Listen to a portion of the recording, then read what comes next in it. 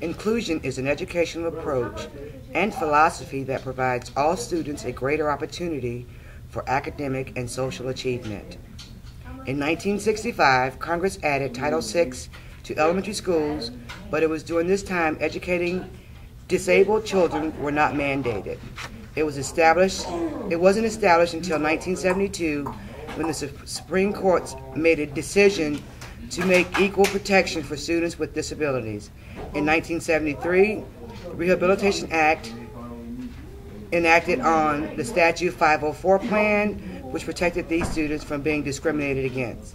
In 1974, FERPA, the Family Educational Rights and Privacy Act, was established, allowing parents to have the access to all personnel identifiable information collected on their children by the schools. During 1975, students with a disability were still denied access to an equal education. This is when the law known as the IDEA, the Individual with Disabilities Educational Act, was made into law. Then we had the final regulations that provided a set of rules in which schools, districts must adhere to when providing an education to students with disabilities. The act was called by EAHCA.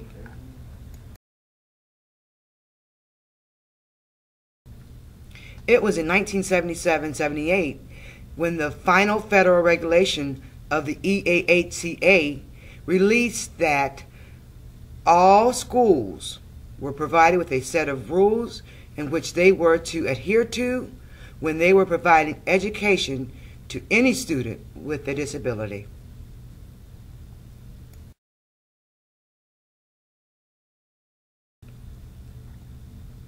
It was during 1986 that the law was amended that parents have rights under the EAHCA, which is now called the IDEA, which in 1990, ADA, the Americans with Disability Acts, were received as part of the statute.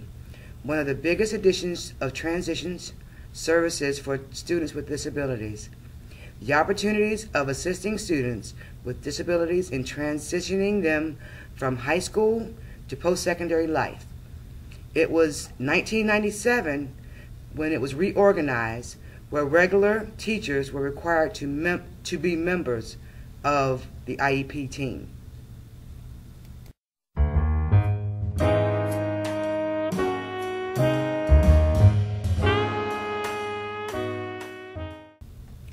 In 2001-2004, the No Child Left Behind Act was established, allowing all students, including students with a disability, to be proficient in math and reading by the end of the year 2014. IDEA reorganized one of the biggest changes, holding more local and state level members accountable for the students. Bottom line, inclusion has come a long ways since the first law in 1965. And yes, we should allow students with disabilities to be in a traditional classroom.